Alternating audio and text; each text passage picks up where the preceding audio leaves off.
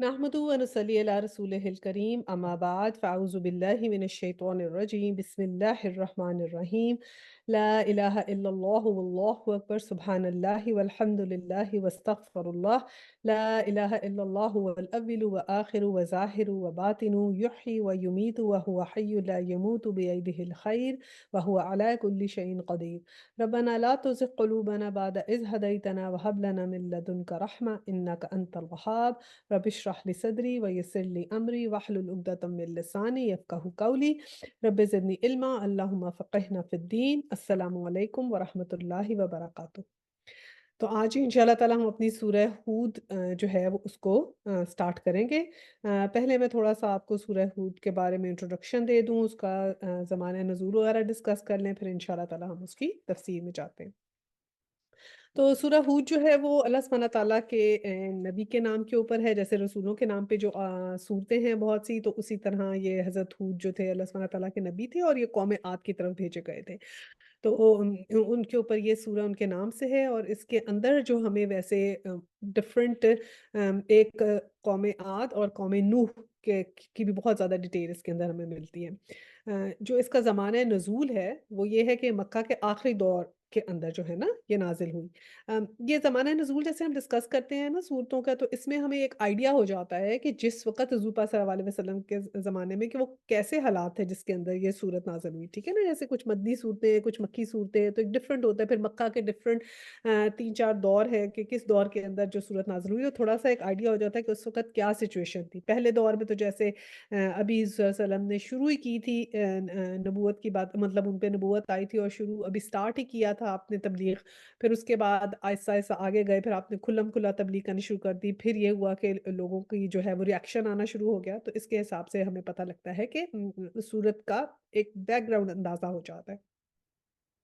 अच्छा, अब इसमें अंदर जो डिफरेंट चीज़ें डिस्कस हुई हैं, एक तो ये है कि अल्लाह सुब्हानहू तआला के इल्म का इसके अंदर बयान है सूरह के अंदर। फिर तौबा इस्तग़फ़ार की दावत है इसके अंदर, और फिर जैसे 6 कौमें हैं ना जिनकी अल्लाह सुब्हानहू तआला ने ज़िक्र किया है कि उनके ऊपर कुरान पाक में उनका बार-बार ज़िक्र है कि उनके ऊपर कैसे अज़ाब आया, उन्होंने क्या गलतियाँ की। तो इसी तरह देखिए अल्लाह वो उनका ज़िक्र अल्लाह सुब्हानहू तआला ने इसलिए बहुत दफ़ा किया है कि वो एक्चुअली 6 मेजर हरबे हैं, जिससे शैतान आपके ऊपर अटैक करता है, ठीक है? और बाकी जो शैतान की चालें हैं ना वो थोड़े जो हैं वो उसके माइनर हब हैं। तो वो 6 मेजर हर्बों से अगर हम बच जाएँगे तो इंशाअल्लाह ताला जो माइनर हर्बें हैं ना तो उनसे हमारी बचत हो जाएगी। तो वो अल्लाह सुब्हानहू तआला ने ज़िक्र किया है डिफरेंट इसका। और फिर ये भी हमें देखना चाहिए कि अल्लाह सुब्हानहू तआला की जब एक डिफरेंट हम किस्सा सुनते हैं तो हर दफ़ा एक डिफरेंट बात उसके अंदर हमें नज़र आती है। और भी बहुत सी चीज़ें हमें देखें ना पता लगती है कि अल्लाह सुब्हानहू तआला ने क्यों इन्हीं के बारे में रिपीटेडली बताया। एक इसका ये भी बात हमें पता लगती है कि देखिए जब कुरान पाक को की कोई अल्टरेशन पॉसिबल नहीं है, क्योंकि इतनी जगह डिफरेंट जगहों पे एक ही देखिए ना किस्सा जो है वो आया हुआ है, तो आप किधर-किधर से निकालेंगे? एक चीज़ को पहले जो तौरात वगैरह में कोई चीज़ रिपीटेडली नहीं आई थी, तो आपने एक चीज़ निकाल दी तो निकल गई। तो अब अल्लाह सुब्हानहू तआला ने ऐसे जगह-जगह फिट की है कि वो इस तरह करके पॉसिबल नहीं है कि उनको वहाँ से निकाला जाए। बहरहाल ये तो एक उसकी डिबेट का पॉइंट था। हज़रत नूह अलैहिस्सलाम के किस्से के ऊपर तकरीबन जो है ना इसके 2 रकूع हैं। और जब ये हम अंबिया के एक किस्से पढ़ते हैं ना तो इसमें 2 तरह के होते हैं। यहाँ पर जो है ना वो असलूब अंबिया बयान हुए हैं। एक होता है कससुल अंबिया, एक होता है अंबिया अंबिया और रसूल, ठीक है? जो कससुल अंबिया है ना, वो ये होता है कि अंबिया की जो है ना ज़ाती ज़िंदगी के बारे में ज़िक्र होता है। और अंबाउर रसूल जो होता है ना, वो ऐसा होता है कि आपका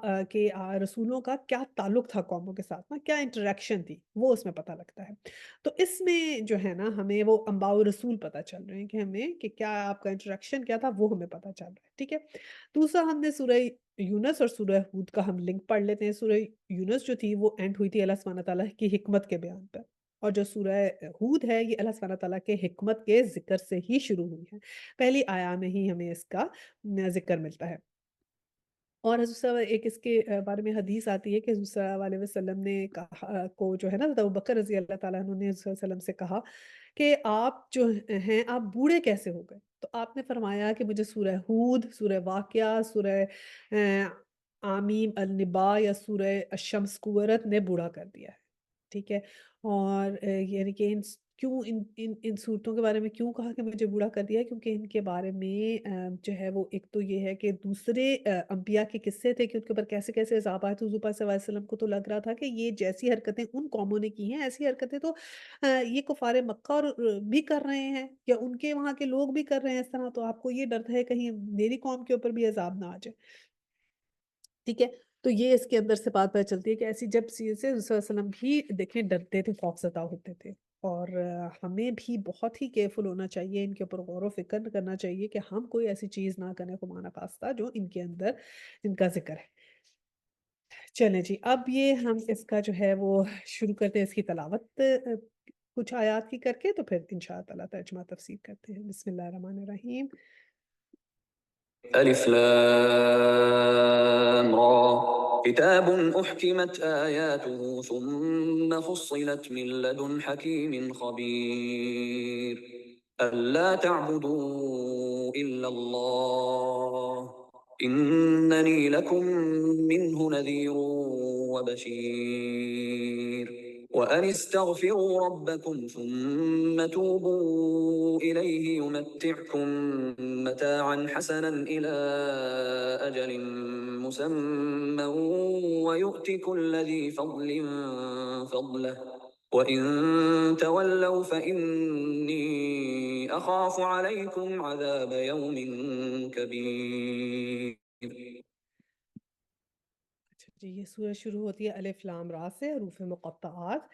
ایک اور بھی اس میں انٹرسٹنگ بات یہ ہے کہ جیسے الف لام را جہاں پہ شروع ہوتا ہے نا، اس کے بعد آیا نہیں آتی، جہاں پر بھی الف لام را ہوا ہے، اور جب حروف مقطعات آتے ہیں تو کئی دفعہ بیچ میں آیا بھی آتی ہے۔ اچھا جی، پڑھتے ہیں اس کا ترجمہ۔ الف لام را، فرمان ہے کہ جس کی آیتیں پختہ اور مفصل ارشاد ہوئی ہیں ایک دانا اور باخبر ہستی کی طرف سے۔ یعنی کہ پہلی بات میں کہا کہ کیسی ہیں آیات، پختہ اور حکمت والی۔ کتاب احکمت آیات ہوں، کہ ایسی آیات ہیں اس کی کہ وہ ایک تو پختہ ہیں اور کیا ہیں، حکمت والی ہیں۔ اور کس کی طرف سے آئی ہیں؟ ایک دانا اور باخبر ہستی کی طرف سے جو حکیم ہے اور خبیر ہے، یعنی خود اللہ سبحانہ تعالیٰ کی طرف سے آئی ہیں، حکمت والی آیات ہیں، اور اللہ سبحانہ تعالیٰ کی کیا نام ہے، حکیم خبیر، کہ خبر لینے والا بھی ہے، جو ہر چیز سے باخبر بھی ہے اور حکیم بھی ہے، یعنی کہ حکمت والا ہے، کہ اس خدا کی طرف سے یہ آیات آئی ہیں کہ اس سے بڑھ کر حکمت نہیں ہو سکتی۔ اور پھر یہ کہ یہ پختہ آیات ہیں۔ اب دیکھیں جو آیات محکمات ہوتی ہیں نا، ہم نے پہلے بھی پڑھا تھا، کچھ مشابہات ہوتی ہیں اور کچھ محکمات ہوتی ہیں۔ تو محکمات میں جیسے احکامات آتے ہیں، حکم آتے ہیں، جو پکا پختہ ہوتا ہے، جیسے کہ کیا ہے محکمات میں؟ توحید کا ذکر، نبوت کا ذکر، تقدیر کا ذکر، ایسی جتنی بھی چیزیں آتی ہیں نا اس طرح ہوتی ہیں۔ اور پھر یہ جو آیات کی پلیسمنٹس ہیں نا، یہ بھی پڑھی ہے اللہ سبحانہ تعالیٰ کی طرف سے، ایک ایک چیز بتائی گئی ہے کہ کون سی قرآن پاک میں چیز جو ہے کس جگہ پر آئے گی۔ اب دیکھیں جیسے ہماری سورہ بقرہ ایک مدنی سورت ہے، لیکن اس کی آخری دو آیات جو ہیں وہ مکی ہیں، کیونکہ وہ معراج پہ جو حضور صلی اللہ علیہ وسلم گئے تھے تو تب وہ تحفہ ملا تھا آخری دو آیات کا، اور پھر اللہ سبحانہ تعالیٰ کی طرف سے حضور صلی اللہ علیہ وسلم کو حکم آیا اور حضور صلی اللہ علیہ وسلم نے بتایا صحابہ کرام کو کہ وہ والی آیات سورہ بقرہ کے آخر میں لگاؤ، یعنی ایک ایک چیز اور ایک ایک پلیسمنٹ اللہ سبحانہ تعالیٰ نے اپنی حکمت سے، اپنے حکم سے اور اس سے جو ہے وہ کی ہے، یعنی کہ اس میں کوئی جو چیز ہے نا خود سے نہیں ڈالی گئی، بالکل ایک ایک چیز اللہ سبحانہ تعالیٰ نے اپنے حکمت سے بتائی ہے کہ یہ یہاں ہونی چاہیے اور یہ یہاں ہونی چاہیے۔ تو اس کی بات کی بھی بڑی امپورٹنس ہے، اور کوئی بھی اس میں تحریف نہیں ہو سکتی، کیونکہ ایک ایک ورڈ جب آپ عربک کا پڑھتے ہیں نا تو ہمیں پتہ لگتا ہے کہ کیسے ہم اس میں سے ایک اسٹرکچر نہیں نکال سکتے، کیونکہ اور لینگویجز میں ورڈ آتا ہے نا تو ایک ورڈ نکال سکتے ہیں، لیکن جب اس میں نکالتے ہیں، جیسے اس کے اندر جیسے اسم ہے نا، تو اس میں اسم کے بھی عربی زبان میں تین اس کی جو ہے نا ڈفرنٹ حالتیں ہوتی ہیں۔ تو آپ ایسے نہیں کر سکتے جیسے کسی کے اندر سے ایک لڑکا ورڈ ہے نکال دیا تو آگے سے آگے چل پڑا، لیکن جب اسم کی تین حالتیں ہوتی ہیں تو اس میں سے جب ایک ورڈ نکالتے ہیں تو فوراً اس کا پتہ لگ جاتا ہے کہ اس نے یہ کچھ ٹھیک نہیں لکھا ہوا۔ سبحان اللہ، ایسی اللہ سبحانہ تعالیٰ نے اس کے اندر کیا ہے۔ جب ہم ڈیٹیل میں اگر ہم گرامر پڑھیں اور ایسی چیزیں پڑھیں تو پھر ہمیں پتہ لگتا ہے کہ کیسے یہ بات کی جاتی ہے کہ اس میں سے کچھ نہیں تحریف ہو سکتا۔ اور پھر یہ کہ الحمدللہ کتنے لوگوں نے حفظ بھی کیا ہوا ہے، تو اس وجہ سے بھی دیکھیں اللہ سبحانہ تعالیٰ نے جو رکھا ہے کہ اس میں تحریف ممکن نہیں ہے۔ اچھا جی، آگے پڑھتے ہیں کہ آیا نمبر 2، کہ تم بندگی نہ کرو مگر صرف اللہ کی، کہ میں اس کی طرف سے تم کو خبردار کرنے والا ہوں اور بشارت دینے والا ہوں۔ یعنی کہ دونوں چیزیں حضور صلی اللہ علیہ وسلم کے لیے کہی کہ کیا ہے، نذیر و بشیر، نذیر بھی ہوں اور بشیر بھی ہوں۔ نذیر کیا ہوا؟ خبردار کرنے والا، اور بشیر کیا ہوا؟ بشارت دینے والا۔ یعنی کہ دونوں کام ہیں کہ خبردار بھی میں کر رہا ہوں کہ یہ نہیں کرنا، اور بشارت بھی دے رہا ہوں کہ جو ایسا نہیں کرے گا پھر اس کے لیے کیا اللہ سبحانہ تعالیٰ کی طرف سے جو ہے وہ اجر ہے۔ اب دیکھیں قرآن پاک میں جو ہے نا یہ ساری چیزیں صرف ایک آئیڈیاز نہیں دیے گئے کہ ایسے کرنا ہے اور ایسے نہیں کرنا، اب اس کی امپلیمنٹیشن کا بھی پورا اللہ سبحانہ تعالیٰ نے ہمیں طریقہ بتایا ہے۔ یعنی کہ جیسے اللہ سبحانہ تعالیٰ نے کہا کہ غریبوں کا جو ہے وہ مدد کی جائے، اب کیسے غریبوں کی مدد کی جائے؟ یہ تو دیکھیں نا، اور ہم ہر جگہ ہی دیکھتے ہیں کہ اس قسم کی مورالٹی کی باتیں تو ہوتی ہیں کہ غریبوں کی مدد کی جائے، لیکن کیسے کی جائے وہ امپورٹنٹ ہے نا، کہ اس کی امپلیمنٹیشن اب کیسے کرنی ہے۔ تو امپلیمنٹیشن کا طریقہ بتا دیا کہ زکوٰۃ سے کیا جائے، صدقہ دیا جائے، اور پھر کیسے اس کو اکٹھا کیا جائے گا، زکوٰۃ کی کتنی پرسنٹیج ہوگی، کتنا آپ دیں گے، صدقہ آپ زیادہ سے زیادہ دیں، وہ والنٹیرلی ہے کہ آپ دیتے ہیں، ٹھیک ہے؟ تو کس طرح، اور پھر یہ ہے کہ نہ صرف یہ امپلیمنٹیشن کا طریقہ اور یہ کہ کیسے آپ نے دینا ہے، کتنا دینا ہے، اس کے ایٹیکیٹس بھی بتا دیے۔ ایٹیکیٹس نہیں دیکھیں کہاں پتہ چلتے ہیں ایٹیکیٹس، پوری دنیا میں آپ کہتے ہیں نا ہاں جی جی غریبوں کی مدد کی جائے، یہ کریں پلیز ہیلپ کریں، لیکن اسلام نے ایک ایک چیز دیکھیں اس قرآن میں کیسے بتائی گئی ہے۔ پہلے آئیڈیا دیا گیا ہے، پھر اس کو بتایا گیا ہے کیسے امپلیمنٹ کرنی ہے زکوٰۃ، پھر اس کے ایٹیکیٹس بھی بتائیں کہ جب تم نے زکوٰۃ دینی ہے تو تم نے اکڑ کے نہیں دینی، جب تم نے کسی کو دینا ہے تو جھک کے دینا ہے، کیونکہ تم ایسا دو کہ تمہارے ایک ہاتھ سے دوسرے ہاتھ کو پتہ نہ چلے، جب کسی کو دو تو اس کو اس طرح نہ دو کہ تم بڑا احسان کر رہے ہو۔ اللہ سبحانہ تعالیٰ نے کہا یہ تو میں نے ہی تمہیں وہ رزق دیا ہے، اور یہ تو تمہاری آزمائش ہے کہ اس رزق میں سے تم اس کو دیتے ہو کہ نہیں دیتے، یعنی کہ اپنے آپ کو کچھ سمجھنے نہ لگ جانا کہ تمہیں میں نے دے دیا تو تم اس پہ کوئی احسان کر رہے ہو۔ یہ تو اللہ سبحانہ تعالیٰ نے تمہیں توفیق دے دی کہ تم اس کو دے سکتے ہو۔ تو اس کے ایٹیکیٹس بھی بتائے کہ انسان کے اندر کوئی تکبر نہیں آنا چاہیے، اس کو جھک کے یہ بات کرنی چاہیے، ٹھیک ہے نا؟ تو اس لیے یہ جیسے یہاں پر ہے نا کہ تم بندگی نہ کرو صرف اللہ کی، کہ میں اس کی طرف سے تمہیں خبردار کرنے والا اور بشارت دینے والا ہوں، کہ یہ خبردار کی بہت بہت چیزیں ہیں، اور اس میں لکھا ہوا ہے نا کہ اللہ کے سوا کسی کی عبادت نہ کرو۔ بندگی کا مطلب عبادت ہوتا ہے نا، تو ہم قرآن کی احکامات کے بغیر جو ہے نا ہم عبادت نہیں کر سکتے، کیونکہ اگر ہمیں جب صحیح پتہ ہی نہیں چلے گا کہ ہم نے عبادت کیا کرنی ہے، زکوٰۃ کی جیسے میں نے مثال دی عبادت ہے نا، اسی طرح جو بھی زنا ہے تو اس کی سزا بھی بتائی، پھر اس کی سب چیزیں بھی بتائیں، تو ہر چیز کی اللہ سبحانہ تعالیٰ نے الحمدللہ نا ہمیں قرآن میں اس تمام عبادات کی ایکسپلینیشن بھی ہے، اور اس کے بغیر ممکن بھی نہیں ہے۔ اور پھر ہماری اس کے لیے ڈکشنری کون ہے؟ حضور پاک صلی اللہ علیہ وسلم، کہ ہمیں کوئی چیز ہے تو ہم کوئی چیز سمجھ نہیں آ رہی تو ہم نے ڈکشنری کھول کے حضور پاک صلی اللہ علیہ وسلم کی سنت میں سے اس کی رہنمائی لے سکتے ہیں الحمدللہ۔ اچھا جی، آگے آیا نمبر 3 ہے، اور یہ تم کو اپنے رب سے آ، اور یہ کہ تم اپنے رب سے معافی چاہو اور اس کی طرف پلٹ آؤ تو وہ ایک مدت خاص تک تم کو اچھا سامان زندگی دے گا اور ہر صاحب فضل کو اس کا فضل عطا کرے گا، لیکن اگر تم منہ پھیرتے ہو تو میں تمہارے حق میں ایک بڑے ہولناک دن کے عذاب سے ڈرتا ہوں۔ اب اللہ سبحانہ تعالیٰ نے پہلے تو کہا کہ یہ محکمات ہیں، میرے احکام ہیں، میں نے نازل کیے ہیں، اور حضور پاک صلی اللہ علیہ وسلم جو ہیں وہ اس کی بشارت بھی دے رہے ہیں، تمہارا انذار کرنے بھی آئے ہیں۔ اور تیسری چیز کیا کہی؟ اب تم اپنے رب سے معافی چاہو، کہ استغفار کرو، کیونکہ غلطیاں تو تم سے جو ہوں گی تو تم معافی بھی چاہو، استغفار کرو اور اس کی طرف پلٹ کر آؤ، کہ جو اللہ سبحانہ تعالیٰ کی طرف پلٹ کر آ جائے گا، ٹھیک ہے، اس کے لیے اللہ سبحانہ تعالیٰ پھر اس کو کیا دیں گے کہ ایک خاص مدت تک اس کو سامان زندگی مہیا کیا جائے گا۔ دیکھیں استغفار کے لیے نا کیا چیز ضروری ہے؟ استغفار کے لیے دیکھیں ہمیں 4 چیزیں جو ہے نا 4 اقدام کرنے ضروری ہیں۔ پہلا تو یہ کہ علم، کہ ہمارے پاس علم ہونا چاہیے what is right and what is wrong and then you have to see کہ ہاں یہ غلط تھا، یا کئی دفعہ تو پتہ ہی نہیں ہے کہ غلط ہے کہ صحیح ہے، پہلا تو علم حاصل کرنا ہے۔ دوسرا عاجزی، اٹس ویری امپورٹنٹ کہ ہم یہ دیکھیں کہ میں نے غلطی کی ہے تو پھر اس کو مانے بھی صحیح، ٹھیک ہے نا، عاجزی بھی بہت ضروری ہے۔ اگر آپ صرف اپنی اکڑ میں رہیں گے یا تکبر میں رہیں گے اور اپنی غلطی کبھی نہیں مانیں گے تو استغفار کی بھی توفیق نہیں ملے گی۔ جیسے قریش مکہ جو تھے وہ اپنے تکبر میں ہی رہ گئے، ایون بنی اسرائیل بھی جو تھے وہ اپنے تکبر میں ہی جو تھے وہ انہوں نے بہت سے پیغمبروں کو جو ہے وہ قتل کیا، جو اپنے تکبر میں تھے، اور اسی طرح انہوں نے حضور پاک صلی اللہ علیہ وسلم کا بھی انکار کیا۔ تو یہ دوسری بات عاجزی چاہیے استغفار کے لیے۔ تیسری کیا چاہیے؟ اللہ کا خوف چاہیے اور آخرت پہ یقین، کیونکہ اگر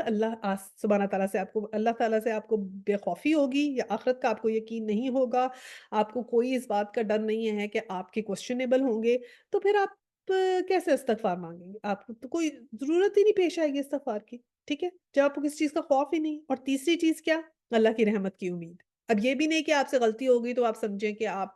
کی کوئی معافی نہیں ہے۔ اللہ سبحانہ تعالیٰ کی رحمت کے اوپر ہمیشہ ہمیشہ یقین رکھنا چاہیے۔ تو یہ 4 چیزیں جب ہمارے پاس ہوتی ہیں نا تو پھر ہم استغفار کرتے ہیں۔ اس میں ساتھ ہی لکھا ہوا ہے وَإِنْ أَسْتَغْفِرُوا رَبَّكُمْ ثُمَّ تُوبُوا إِلَيْهِ۔ اب توبو کیا ہوتا ہے؟ توبو کو یہاں پر کہا گیا سے توبہ کا، کہ اپنے رب سے معافی چاہو اور اس کی طرف پلٹ کر آؤ، یا پھر اپنے رب سے استغفار کرو اور پھر اس کی جناب میں توبہ کرو۔ اب استغفار اور توبہ دیکھنے میں تو ایک ہی چیز لگتی ہیں، لیکن اس کے 2 پہلو ہیں، ٹھیک ہے؟ استغفار جیسے میں نے بتایا یہ 4 چیزیں استغفار ہو گئی، اور توبہ کرو، اور توبہ کیسے کرنی ہے؟ توبہ کے لیے 2 چیزیں ہیں، ٹھیک ہے؟ ایک پہلی چیز ہے ہجرت۔ ہجرت کیا ہے؟ کہ ایسی وہ سب چیزیں چھوڑ دینا جو اللہ سبحانہ تعالیٰ کو ناپسند ہے۔ ایسی جگہ سے دوسری جگہ جب جانے کو ہم ہجرت کہتے ہیں نا، کہ جہاں پر ہم اللہ سبحانہ تعالیٰ کے احکامات پہ عمل نہ کر سکے، اس جگہ کو چھوڑ کے دوسری جگہ جانا۔ تو بیسیکلی ایسے تمام احکامات جو اللہ سبحانہ تعالیٰ نے ہمیں کہا ہے عمل کرنے کے لیے، ان پہ عمل کرنا، یعنی ایسی اسٹیٹ سے دوسری اسٹیٹ میں جانا، کہ ہم ایک ایسی اسٹیٹ میں زندگی گزار رہے تھے جب ہم اللہ سبحانہ تعالیٰ کے احکامات پہ عمل نہیں کر رہے تھے، اب ہم نے دوسری اسٹیٹ میں چلے گئے کہ جب ہم نے اللہ سبحانہ تعالیٰ کے احکامات پہ عمل کیا، مطلب اس میں اگر جگہ تبدیل نہیں بھی ہوئی لیکن آپ کا انسائٹ تبدیل ہوا نا، آپ کے انسائٹ سے وہ آواز آئی کہ میں تو یہ کام نہیں کر رہا تھا، no I have to change myself, میں نے اپنے آپ کو، اپنی زندگی کو اپنے اللہ سبحانہ تعالیٰ کے احکامات کے مطابق ڈھال دیا، ٹھیک ہے؟ جیسے کوئی بھی خاتون اگر پہلے حجاب نہیں کرتی اور پھر حجاب کرنا شروع کرتی ہیں تو وہ ان کی ہجرت ہو گئی، ٹھیک ہے؟ وہ اس اسٹیٹ آف نافرمانی کی اسٹیٹ سے فرما برداری کی اسٹیٹ میں آ گئی، تو یہ توبو میں ہجرت آتی ہے۔ اور دوسری چیز کیا آتی ہے؟ جہاد۔ اب جہاد کیا ہے؟ وہ دونوں طرح کا جہاد ہے، علمی جہاد بھی ہے اور عملی جہاد بھی ہے، ٹھیک ہے؟ اور جہاد میں بھی یہی ہے کہ جیسے ہم نفس سے جہاد کرتے ہیں شیطان سے بچنے کے لیے، وہ بھی علم چاہیے۔ یہ بہت ڈیٹیل میں انشاءاللہ تعالیٰ نا سورہ زمر کے اندر بھی آئے گا، اور انشاءاللہ پھر ہم وہاں اور بھی پڑھیں گے۔ تو یہ دونوں چیزیں جو ہے نا یہ توبہ میں آتی ہیں، اور پہلی 4 چیزیں استغفار میں آتی ہیں انشاءاللہ تعالیٰ۔ تو اب یہ اس کے بعد اللہ سبحانہ تعالیٰ نے کیا کہا کہ پھر جو دونوں چیزیں کر لے گا تو اس کو میں کیا دوں گا؟ متاعًا حسنا، کہ اچھا سامان، زندگی میں خاص مدت تک رہنے کا اچھا سامان میں دوں گا، اور ہر فضل اس کو ملے گا، یعنی جو شخص یہ دونوں چیزیں کر لے گا اسے اللہ سبحانہ تعالیٰ دنیا کا فضل بھی دیں گے اور انشاءاللہ تعالیٰ آخرت کا فضل بھی دیں گے، دونوں چیزیں اس کو مل جائیں گی۔ لیکن آگے یہ لکھ دیا، کمپیئر اینڈ کنٹراسٹ ہے، کہ اگر تم منہ پھیرتے ہو، یعنی کہ نہ تم توبہ استغفار کرتے ہو نہ تم کرتے ہو، تو پھر کیا ہوگا؟ پھر تمہارے ہاتھ میں ایک بہت ہولناک دن کے عذاب سے ڈرتا ہوں، کہ پھر جو ہے وہ سزا کا جو ہے وہ مجھے ڈر ہے کہ تمہیں سزا ملے گی اگر تم یہ نہیں کرو گے تو، ٹھیک ہے؟ تو یہ بہت بہت ضروری ہے کہ ہم اپنا انذار خود کریں۔ آیا نمبر 4 ہے، تم سب کو اللہ کی طرف پلٹنا ہے اور وہ سب کچھ کر سکتا ہے۔ ان اللہ مرجعکم وہو علی کل شیء قدیر، کہ اللہ تو واقعی ہر چیز کر سکتا ہے، ٹھیک ہے؟ اور ہم نے اگر متاعًا حسنا کرنا ہے تو ہم نے 2 چیزیں کرنی ہے، عبادت، اللہ سبحانہ تعالیٰ کے احکامات، توبہ استغفار۔ عبادت کرنی ہے، توبہ استغفار، اور عبادت کے تمام طریقے ہمیں کیسے پاسبل ہیں؟ ہمیں صرف اور صرف اگر ہم عمل کریں گے اس کے اوپر قرآن پاک پہ، تبھی پاسبل ہے۔ آیا نمبر 5، دیکھو یہ لوگ اپنے سینوں کو موڑتے ہیں تاکہ اس سے چھپ جائیں، خبردار جبکہ کپڑوں سے اپنے آپ کو ڈھانپتے ہیں، اللہ ان کے چھپے کو بھی جانتا ہے اور کھلے کو بھی، وہ تو ان بھیدوں سے بھی واقف ہے جو سینوں میں ہیں۔ اچھا، اب اس کا یہ سلسلہ یہ ہے کہ وہاں پر جو ہے نا کچھ غلط فہمیاں ایسی تھی مشرکین مکہ میں، کہ وہ سمجھتے تھے کہ کچھ لوگ پوچھتے تھے کہ اللہ کو ہر بات کا پتہ لگتا ہے، تو کوئی کہتے تھے اگر ہاں اونچی اگر تم کرتے ہو تو پتہ لگتا ہے، لیکن اگر تم چھپ کے کر لیتے ہو، آہستہ کرتے ہو تو نہیں پتہ لگتا۔ کچھ لوگ ایسے ہوتے تھے کہ وہ اپنے اوپر چادریں اوڑھ کر کچھ گناہ کرتے تھے کہ ہم چھپ کے کر لیں، اور تو اس صورت میں کہا گیا ہے کہ اللہ سبحانہ تعالیٰ تو اِنَّهُ عَلِیمٌ بِذَاتِ الصُّدُورِ، کہ اللہ سبحانہ تعالیٰ کو تو ایک ایک باریک بینی بھی پتہ ہے تمہاری۔ تو اس وجہ سے اس چیز سے کہا گیا کہ اللہ سبحانہ تعالیٰ کو تم چاہے چھپ کے کرو چاہے کھلے عام کرو، ہر برائی کو جو ہے نا ہم جانتے ہیں۔ اور اس کے علاوہ ایک اور بھی اس کا مطلب یہ ہے کہ کچھ ایسے صحابہ تھے جو جو تھے بہت زیادہ شرمیلے تھے. حضرت عثمان رضی اللہ تعالیٰ عنہ جو تھے وہ ایون جب نہانے وقت بھی اب پورے برہنہ ہونا پسند نہیں کرتے تھے. تو انہیں بھی کہا گیا ہے کہ تمہیں جس چیز کا جو سطر الاؤڈ ہے اللہ سبحانہ تعالیٰ کا اسی طرح اتنا ہی کر لینا ٹھیک ہے، نہ اس سے زیادہ چھپانا چاہیے نہ اس سے زیادہ دکھانا چاہیے. تو یہ اس کے اندر بات کی گئی ہے کہ جو بھی تم چاہے چھپ چھپ کے بھی چیز کرو گے، اندھیروں کی چادروں میں کرو گے، کوئی لوگ رات کو جو ہے وہ ایسے کام کرتے ہیں یا چھپ کے کرتے ہیں، تو اللہ سبحانہ تعالیٰ جو ہے وہ ہر چیز کے اوپر قادر ہے اور اس کو ہر چیز کا علم ہے. یہ میں آپ کو اس کی تفسیر ابن جرار طبری کی بتاتی ہوں. اس کے اندر 7959 میں ہے کہ اس آیات کا مطلب یہ بیان کیا گیا ہے کہ یہ لوگ جب رسول اللہ علیہ وسلم کے پاس سے گزرتے تھے تو سینہ موڑ لیتے تھے اور سر ڈھانپ لیتے تھے. یہ بھی اس کی ایک تفسیر کی گئی ہے. حضور صلی اللہ علیہ وسلم کے پاس جاتے ہوئے یہ لوگ اس طرح کیا کرتے تھے. اور ایک بخاری صحیح بخاری میں ہے 4681 میں حضرت ابن عباس رضی اللہ تعالیٰ عنہ نے کہا کہ کچھ لوگ اس میں حیا کرتے تھے کہ کھلی ہوئی جگہ میں حاجت کے لیے بیٹھتے ہیں آسمان کی طرف ستر کھولنے میں، اور اس طرح صحبت کرتے وقت آسمان کی طرف کھولنے میں پروردگار سے شرماتے تھے. تو یہ بھی اس کے اندر اس کا مطلب آیا ہوا ہے. لیکن جو اس کا مین کرکس وہ یہ ہے کہ کھلا یا چھپ کے کریں یا کھلے کریں، اللہ سبحانہ ہر تعالیٰ جو ہے وہ ہر چیز کو جانتے ہیں. آیا نمبر 6 ہے، زمین میں چلنے والا کوئی جاندار ایسا نہیں جس کا رزق اللہ کے ذمہ نہ ہو اور جس کے متعلق وہ نہ جانتا ہو کہ کہاں وہ رہتا ہے اور کہاں وہ سونپا جاتا ہے. سب کچھ ایک صاف دفتر میں درج ہے. یہ ہے کتاب مبین. کتاب مبین تقدیر کی کتاب ہوتی ہے نا، کہ اللہ سبحانہ تعالیٰ تو ہر چیز کو رزق پہنچا رہے ہیں. وہ چھوٹے سے چھوٹا ایک سنگل سیل ہو، کوئی امیبا ہو، کوئی آپ سمجھیں بیکٹیریا، وائرس، جتنے بھی آپ اور جو ہے سمندروں کی آپ مخلوقات دیکھ لیں، جن دیکھ لیں، فرشتے دیکھیں، انسان دیکھیں، اللہ سبحانہ تعالیٰ نے جتنی مخلوقات دیکھیں، درخت دیکھیں، ہر چیز کو اللہ سبحانہ تعالیٰ رزق پہنچا رہا ہے. اور باقاعدہ یہ کہا گیا ہے کہ اللہ سبحانہ تعالیٰ دیکھیں نا، ایک اگر رزق کا دروازہ آپ کا بند ہوتا ہے تو اور کھل جاتے ہیں. جیسے کہا جاتا ہے کہ ایک بچہ جو ہوتا ہے وہ ماں کے پیٹ میں ہوتا ہے تو پریگنینسی میں وہ ایک ہی اس سے وین سے جڑا ہوتا ہے نا، تو اس سے اس کو خوراک پہنچ رہی ہوتی ہے. جب وہاں سے ڈلیوری کے بعد باہر نکلتا ہے، ایک ذریعہ رزق کا بند ہوتا ہے تو اللہ تعالیٰ 2 کھول دیتے ہیں. تو اس کو ماں کی جو ہے وہ دودھ ملتا ہے دونوں چھاتیوں سے. پھر اس کے بعد وہ جب اس سٹیج سے آگے جاتا ہے تو 4 دروازے کھل جاتے ہیں، یعنی کہ وہ کھا بھی سکتا ہے، پی بھی سکتا ہے اور اپنی اور جو ڈفرنٹ چیزیں جو ہے نا وہ اور کھانا پینا اور چیزوں کو بھی انجوائے کر سکتا ہے، جس میں گوشت بھی آ جاتا ہے، روٹی آتی ہے، غذا آتی ہے، پھل سبزی، وہ سب چیزیں بھی دودھ کے علاوہ اور جو ہے وہ کھا سکتا ہے. اور پھر موت کے بعد کیا ہوتا ہے کہ اگر نیک انسان ہوگا تو انشاءاللہ تعالیٰ 8 دروازے کھل جائیں گے رزق کے، جو جنت کے 8 دروازے ہوتے ہیں.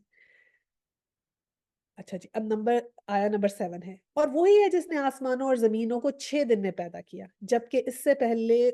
اس کا عرش پانی پہ تھا، تاکہ تم کو آزما کر دیکھے تم میں سے کون بہتر عمل کرنے والا ہے. اب اگر اے محمد صلی اللہ علیہ وسلم تم کہتے ہو کہ لوگ مرنے کے بعد تم کو دوبارہ اٹھائے جاؤ گے، تو منکرین فوراً بول اٹھتے ہیں کہ یہ تو صریح جادوگری ہے. ٹھیک ہے،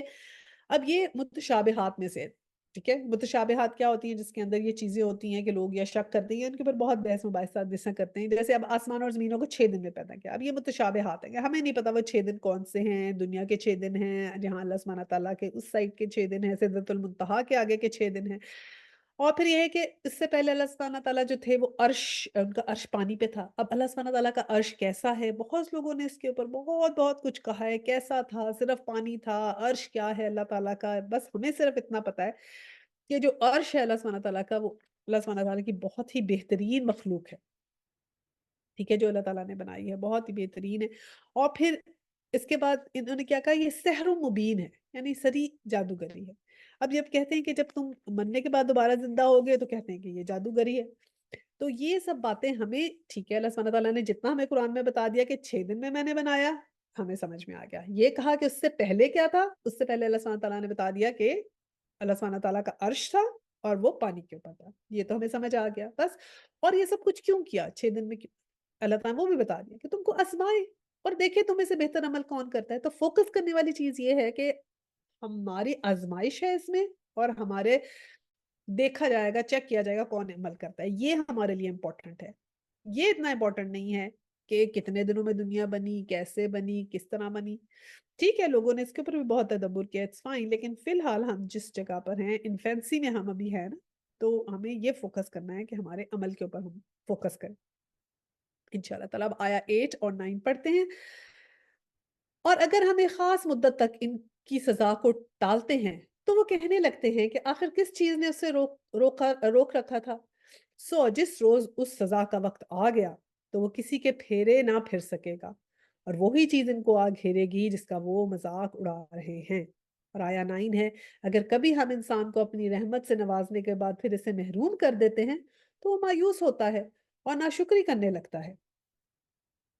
اور نمبر 10، اور اگر اس مصیبت کے بعد جو اس پر آئی تھی ہم اسے نعمت کا مزہ چکھاتے ہیں تو کہتا ہے میرے تو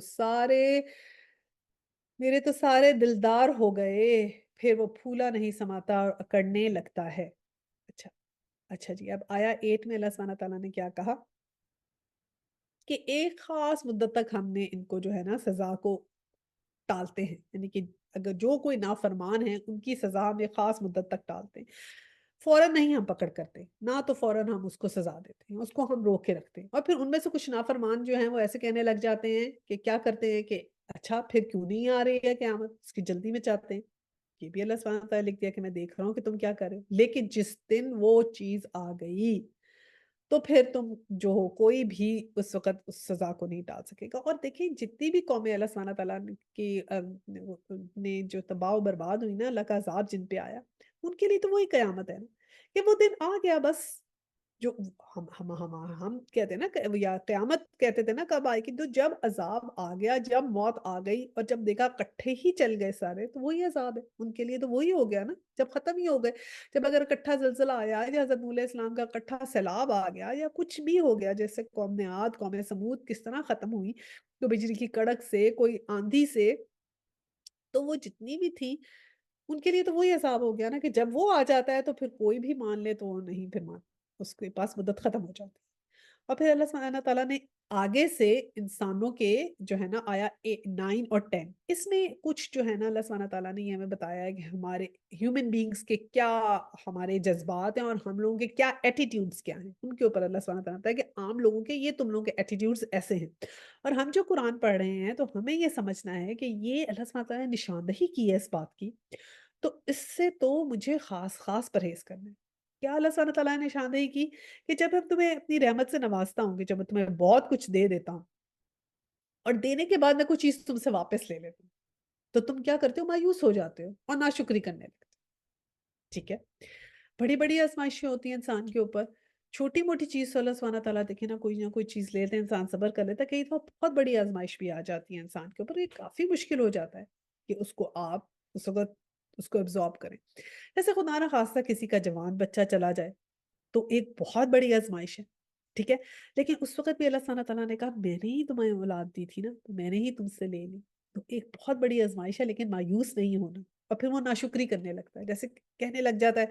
میری اولاد ہی اللہ تعالیٰ نے لے کے جانی تھی، مجھے ہی محروم کرنا تھا، باقی تو صحیح دنیا کے پاس اولاد ہے، میرا ہی جوان بچہ اللہ نے لے کے جانا تھا، میں ہی ملی تھی جس سے اللہ ایسے کرتا. یہ بات تو اس لیے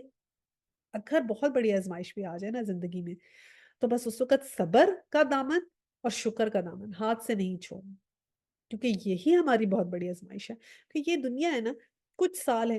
ٹھیک ہے، اس کے بعد تو انشاءاللہ ہم نے جب جانا ہے قیامت کے بعد تو اپنے سب پیاروں سے انشاءاللہ تعالی ہم نے ملنا ہے، جو ہم سے اس دنیا میں بچھڑ گئے انشاءاللہ تعالی. ٹھیک ہے، تو یہ سوچیں ہمیشہ ہر چیز کے لیے نا لائف آفٹر ڈیتھ کو ضرور ذہن میں رکھیں، ورنہ اس کے بغیر اس دنیا کا جو ہے نا مقصد بھی سمجھ نہیں آئے گا اور کچھ عمل بھی صحیح طریقے سے نہیں ہم کر سکیں گے جب تک ہم لائف آفٹر ڈیتھ کو اپنے صحیح طریقے سے نہیں سمجھ کے یا ہر دفعہ اس کو پرائرٹی بنا کے یا اس کو ذہن نشینی اس پہ نہیں کریں گے تو ہمیں سمجھ میں نہیں آئے گا. اچھا جی، تو اب یہ ہے کہ یہ ہم نے کام نہیں کرنا. اب آیا 10 میں کیا دوسرا ہمارا کیا ایٹیٹیوڈ اللہ سبحانہ تعالیٰ نے بتایا کہ اگر اس مصیبت کے بعد جو ان پر آتی ہے ہم اسے نعمت کا مزہ چکھاتے ہیں تو وہ کہتا ہے میرے تو سارے دلدار پار ہو گیا، پھر پھولے نہیں سماتا. اب مصیبت آئی کسی کے اوپر اور پھر اس کے بعد ہم نے اس کو اپنی نعمت کا مزہ چکھایا، باقاعدہ کہا ہے اسقناہ نعمہ کہ چکھایا میں نے اس کو اپنی نعمت کا مزہ، بس کریں کوئی شروع میں کسی کے حالات اچھے نہیں تھے اور پھر اس کو اللہ سبحانہ تعالیٰ نے اپنی نعمت دے دی، تو پھر کیا ہوا؟ تو وہ پھر بہت اکڑ جاتا ہے، پھر پھولے نہیں سماتا، پھر تو سمجھتا ہے کہ بس میں ہی میں ہوں سب کچھ، پھر تو وہ میں کرنے لگ جاتا ہے۔ اب کئی دفعہ سوچیں ہماری جو یہ جو ہوتی ہے نا ڈرائنگ روم گفتگو، وہ کیا ہوتی ہے؟ وہ میں ہی ہوتی ہے ساری۔ جی بس میں یہاں گئی، پھر میں نے وہاں سے یہ کیا، پھر میں نے یہ ایجوکیشن حاصل کی، پھر میں ادھر سے گئی، پھر میں وہاں پر جی ایسے لگ گئی، پھر مجھے وہ پوسٹ ملی، پھر میں نے وہاں سے وہ کیا، پھر میں نے وہ کیا، پھر میں نے، یعنی کہ ہر چیز میں میں۔ اللہ تعالیٰ کی بھی بہت سنی تھی، جی میرے اتنے بچے ہیں، میرا بچہ یہ کر رہا ہے، پھر میرا بچہ وہ، جو بھی چیز ہم بتاتے ہیں اس میں میں کرنے لگ جاتے ہیں اور پھولے نہیں سماتے اسی بات میں کہ ہاں میرے پاس تو یہ ہے اور میرے پاس تو یہ ہے، بس میں وہاں گئی تھی تو بس ہم نے ایسے گئے، پھر ہم نے وہاں گھر لے لیا، بس پھر ہم نے وہ والی گاڑی لے لی، بس میں وہاں گئی میں نے وہ پرس خرید لیا، یہ سب میں میں۔ یہ بھول جاتے ہیں کہ سب چیزیں تو اللہ سبحانہ تعالیٰ نے دی ہیں اور یہ سب آزمائش ہے ہمارے لیے، وہ ہم بھول جاتے ہیں کہ یہ آزمائش ہے۔ کوئی بھی نعمت جب تک اس ساتھ ہدایت نہ ہو نعمت نہیں ہوتی، تو اس سے بہت زیادہ ڈرے، یہ شکر ادا کریں الحمدللہ اللہ سبحانہ تعالیٰ نے مجھے اس قابل بنایا ہے کہ مجھے اللہ سبحانہ تعالیٰ نے جو ہے وہ میں علم حاصل کر سکی، الحمدللہ اللہ سبحانہ تعالیٰ نے مجھے اچھا گھر دیا، پھر الحمدللہ اللہ سبحانہ تعالیٰ کی مہربانی سے آ گئے ادھر، ہم نے یہاں پر اللہ سبحانہ تعالیٰ نے اچھے طریقے سے ہمیں سیٹل کر دیا، یہاں پر ہم اچھے طریقے سے رہ گئے۔ کچھ باتیں ہم اپنی گفتگو میں ایسے بھی کر سکتے ہیں کہ تھوڑی سی بات کو لپیٹ کے اچھے طریقے سے اس کو ریپ کر کے اور بتا کے کہ یہ اللہ سبحانہ تعالیٰ کی مہربانی سے اللہ سبحانہ تعالیٰ نے دیا، اللہ کرے اب میں اس آزمائش میں پوری اتر سکوں، اللہ تعالیٰ نے یہ جو سب مجھے نعمتیں دی اللہ کرے میں اس آزمائش میں پوری اتر سکوں، ایسے کر کے بھی بات کر سکتے ہیں، ٹھیک ہے نا؟ تو یہ طریقہ ہم نے سیکھنا ہے کہ اس کا ذکر اللہ سبحانہ تعالیٰ نے قرآن میں کیا ہے، تو ہم نے یہ طریقہ سیکھنا ہے کہ اب ہم نے کیسے یہ بات کرنی ہے کسی سے۔ اچھا جی، اب ہم آیا نمبر 11 پہ آتے ہیں۔ اس ایپ سے پاک اگر کوئی ہیں تو بس وہ لوگ جو صبر کرنے والے اور نیکوکار ہیں، اور وہی ہیں جن کے لیے درگزر بھی ہے اور بڑا اجر بھی ہے۔ اب یہ ایپ سے جو پاک ہیں، یعنی کہ یہ جو ایپ، دو ایپوں کا جو ذکر کیا ہے نا 9 اور 10 آیا میں، ان سے جو پاک لوگ ہیں وہ کون سے ہیں؟ ایک وہ جو صبر کرتے ہیں اور دوسرے وہ جو نیک ہیں، کہ جو صبر اگر مشکل میں جس نے صبر کر لیا اور جو نیک ہے وہ کبھی نہیں سمجھے گا کہ اتنی جو مجھے جو فیسلٹیز اللہ سبحانہ تعالیٰ نے نعمتیں دی ہیں یہ کوئی اس میں کوئی میری شان ہے۔ یہ دو لوگ ہیں جو اس ایپ سے پاک ہیں، جن کے لیے درگزر بھی ہے اور بڑا اجر بھی۔ تو اب ہمیں تو اللہ تعالیٰ کا اجر چاہیے نا، اجر کبیر ہے، درگزر بھی ہمیں چاہیے اللہ سبحانہ تعالیٰ کی اور اجر بھی چاہیے، تو ہمیں کیا بننا ہے؟ صبر کرنے والا اور نیک۔ اور یہ اس کے لیے جو اوپر بتائیں گے باتیں میں نے آپ کو، وہ آپ نے ذہن نشین کرنی ہے کہ ایسے ہم نے اپنا اخلاق کرنا ہے کہ یہ ہمیں اللہ سبحانہ تعالیٰ سبق دے رہے ہیں یہاں پر، یہ ہمیں ایٹیکیٹ سکھائے جا رہے ہیں زندگی میں، اس دنیا میں زندہ رہنے کے، ٹھیک ہے؟ اب آیا نمبر 12 ہے، تو اے پیغمبر صلی اللہ علیہ وسلم کہیں ایسا نہ ہو کہ تم ان چیزوں میں سے کسی چیز کو بیان کرنے سے چھوڑ دو جو تمہاری طرف وحی کی جا رہی ہے، اور اس بات پر دل تنگ ہو کہ وہ کہیں گے اس شخص پر کوئی خزانہ کیوں نہ اتارا گیا، یا یہ کہ اس کے ساتھ کوئی فرشتہ کیوں نہ آیا، تم تو محض خبردار کرنے والے ہو، آگے ہر چیز کا حوالے دار اللہ ہے۔ اب یہ اللہ سبحانہ تعالیٰ جو ہیں وہ حضور صلی اللہ علیہ وسلم کو جو ہے وہ تسلی دی جا رہی ہے یہاں پر، کہ ان کی جو کافروں کی جو تنقید ہے نا، کہ بار بار تانا بازی کرتے ہیں اور حضور صلی اللہ علیہ وسلم کے اوپر، تو اللہ سبحانہ تعالیٰ ان کو اپنے نبی کو جو ہے تسلی دے رہے ہیں کہ وہ کہہ رہے ہیں کہ اس کام میں آپ دل اپنا تنگ نہ کریں، دکھی ہو جاتے تھے نا صلی اللہ علیہ وسلم کہ آپ دکھی مت ہوں، اپنا دل تنگ نہ کریں، سستی نہ کریں، آپ بس یہ تو اس طرح کریں گے، پہلے نبیوں کے ساتھ بھی انہوں نے ایسے کیا، یہ ایسے ہی کریں گے، آپ پریشان نہ ہوں ان کے سوالوں سے، آپ پریشان نہ ہوں کہ تم پہ کوئی معجزہ کیوں نہیں آیا، تم پہ کوئی اسپیشل چیز کیوں نہیں اتری، آپ کو جو ہم نے کام بتایا نا اس پہ اپنا فوکس رکھیں کہ بس آپ نے جو ہے جو کام ہم نے بتایا ہے وہ کیے جائے۔ اب یہ ہمارے لیے بھی دیکھیں نا، اس طرح ہم نے بھی اس سے سیکھنا ہے کہ ہم نے بھی دنیا میں جتنی بھی چیزیں ہو رہی ہیں، ہر قسم کی ڈسٹریکشن جو ہے اس کو اگنور کر کے فوکس کرنا ہے کہ مجھے اللہ سبحانہ تعالیٰ نے کیا کام کرنے کو کہا ہے، میں نے وہ کرنا ہے، ٹھیک ہے؟ تو اس میں یہ فوکس کے لیے یہ بات ہے کہ فوکس رکھیں اپنا، ٹھیک ہے؟ آیا نمبر 30 میں کیا ہے؟ کیا یہ کہتے ہیں پیغمبر نے یہ کتاب خود گھڑ لی ہے؟ کہو اچھا یہ بات ہے تو اس جیسی گھڑی ہوئی 10 صورتیں تم بنا لاؤ، اور اللہ کے سوا جو جو تمہارے معبود ہیں ان کی مدد کے لیے بلا سکتے ہو تم بلا لاؤ، اگر تم انہیں انہیں معبود سمجھتے ہو یا یہ سچے ہوں؟ اب دیکھیں یہ آیا نمبر 13 کے اندر یہ جو چیلنج ہے نا، میں نے آپ کو بتایا نا قرآن میں 6 جگہ آیا کہ یہ چیلنج اللہ سبحانہ تعالیٰ نے بار بار دیا ہے چیلنج کہ آپ ایسی ایک صورت بناؤ۔ سورہ بقرہ میں تھا ایسی ایک صورت بنا لو۔ اب یہاں پر اللہ سبحانہ تعالیٰ نے یہ کہا ہے کہ کوئی ایسی 10 صورتیں بنا لو۔ اب کیوں کہا 10؟ اب دیکھیں علماء کیا کہتے ہیں، سورہ ہود جو ہے 11ویں سورہ ہے، اس سے پہلے 10 صورتیں گزر گئی ہیں، تو اللہ سبحانہ تعالیٰ نے کہا کہ چلو 10 صورتیں بنا لو۔ یہ کہہ دیا اس کی جو انہوں نے کہا کہ یہ اس کے ساتھ ایسے میچ ہوتا ہے۔ اور پھر دوسرا کیا کہا اللہ سبحانہ تعالیٰ نے کہ تم جس کو بھی چاہتے ہو بلا لو، یعنی جتنے بھی تمہارے جادوگر ہیں، کوئی شاعر ہیں، جتنے بھی عالم ہیں، سب کو بلا لاؤ۔ اور ایک جگہ تو اللہ سبحانہ تعالیٰ نے آگے یہ بھی کہا ہے کہ آگے ہم پڑھیں گے ایک قرآن میں کہ جنوں کو بھی کہہ دیا کہ جنوں کو بلانا ہے تو ان کو بھی بلا لو۔ بہرحال یہاں پر اللہ سبحانہ تعالیٰ نے اتنا ہی کہا کہ جس کو چاہتے ہو بلا لو سوائے اللہ کے۔ اپنے معبودوں کو اللہ سبحانہ تعالیٰ نے کہا بلا لو، جن کی تم اتنی پرستش کرتے ہو، اپنے ان کو سمجھتے ہو تمہارے معبود ہیں، اگر وہ سچے ہیں تو پھر ان کو بلا لاؤ۔ تو لاؤ ایسی کو 10 صورتیں لے آؤ۔ تو پھر چیلنج جب اللہ سبحانہ تعالیٰ کرتے ہیں پھر اس چیلنج کا جواب نہیں دیتے، جب یہ کہتے ہیں آپ نے سب کچھ خود ہی کر لیا۔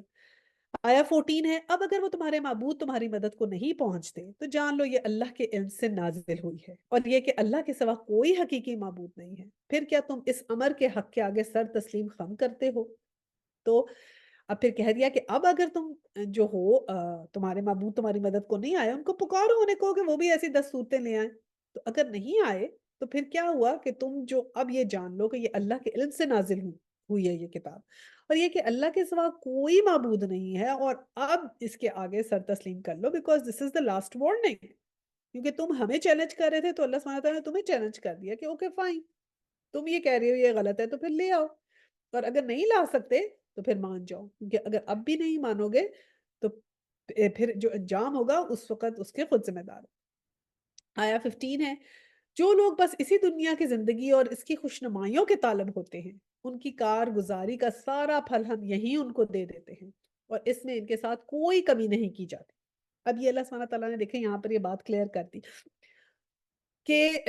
ایمان اور عمل صالح دونوں ضروری ہیں۔ کئی دفعہ لوگ یہ بات کرتے ہیں نا کہ جی اتنے لوگ تو اتنے اچھے اچھے کام کر رہے ہیں، ہم سے زیادہ اچھے کام کر رہے ہیں، تو ان لوگوں کو کیا ہوگا، ان کا کیا بنے گا؟ تو یہ اللہ سبحانہ تعالیٰ نے کہہ دیا کہ جو صرف دنیا کے طلبگار ہیں ان کا تو ہم نے کسی کا بھی، ہم اللہ سبحانہ تعالیٰ کوئی بھی چیز نہیں رکھتے ہیں، ان کو دنیا میں اللہ سبحانہ تعالیٰ بہت بہت کچھ دے دیتے ہیں جو جو وہ چاہتے ہیں۔ اب دنیا کا طالبگار کیسا ہوتا ہے؟